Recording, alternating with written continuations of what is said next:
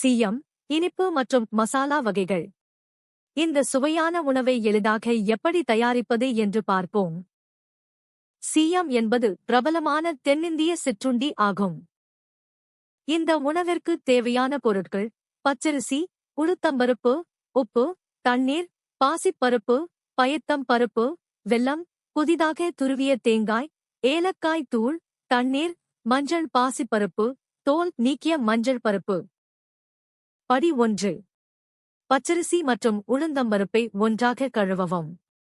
அவற்றை போதுமான தண்ணீரில் குறைந்தது 4 முதல் 5 வரை மணி நேரம் ஊற வைக்கவும். படி 2. ஊறவைத்த அரிசி மற்றும் பருப்பை வடிகட்டவும். சிறிது தண்ணீர் மற்றும் உப்பு சேர்த்து மிருதுவான மாவாக அரைக்கவும். மாவு தோசை மாவைக் காட்டிலும் சற்று கெட்டியாக இருக்க வேண்டும். தனியாக வைக்கவும். படி 3. பூரணம் செய்வதற்கு பாசிப்பருப்பை நன்றாக கழுவி போதுமான நீர் சேர்த்து மென்மையாக வேகும் வரை சுமார் 2 முதல் 3 வரை விசில் குக்கரில் வேக விடவும். அதிகப்படியான நீரை வடிகட்டி விடவும். படி 4.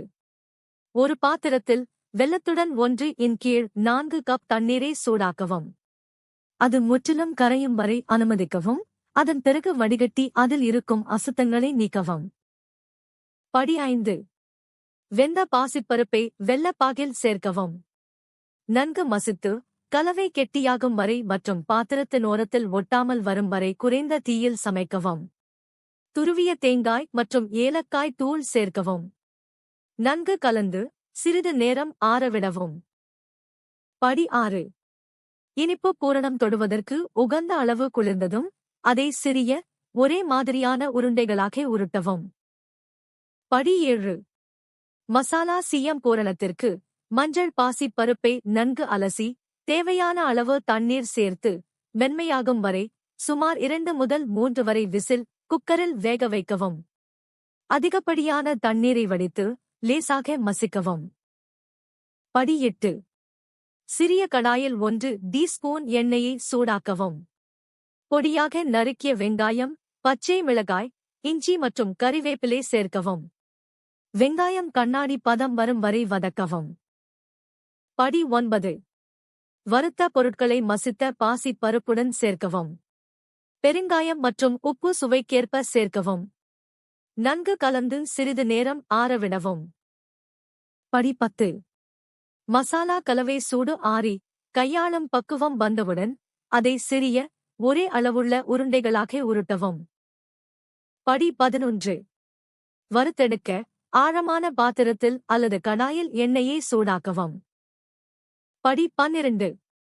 ஒவ்வொரு பூரண உருண்டையையும் இனிப்பு அல்லது மசாலா தயாரித்து வைத்திருக்கும் மாவில் நன்றாக நனையுங்கள். அது முழுமையாக மூடி இருக்க வேண்டும். படி 13. ஊசிய உருண்டைகளை கவனமாக சூடான எண்ணெயில் விடவும். கடாயில் அளவுக்கு அதிகமாக நிரப்ப வேண்டாம். படி 14. மிதமான தீயில் அவ்வப்போது திருப்பி சீயம் பொன்னிறமாகவும் எல்லா பக்கங்களிலும் முறுமுறுப்பாகவும் வரும் வரை பொரிக்கவும். படி 15. வறுத்த சீயங்களை சல்லடை கரண்டியால் எடுத்து அதிகப்படியான எண்ணெயை காகித துண்டுகளில் வடிகட்டவும். படி 16. மீதமுள்ள மசாலா கலவை உருண்டைகள் மற்றும் மாவு கரைசலையும் பயன்படுத்தி இந்த செயல்முறையை திரும்பச் செய்யவும். படி 17.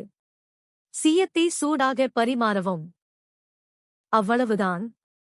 முழு செய்முறையையும் சரியான அளவுகளையும் விளக்கத்தில் உள்ள இணைப்பில் பெறலாம்.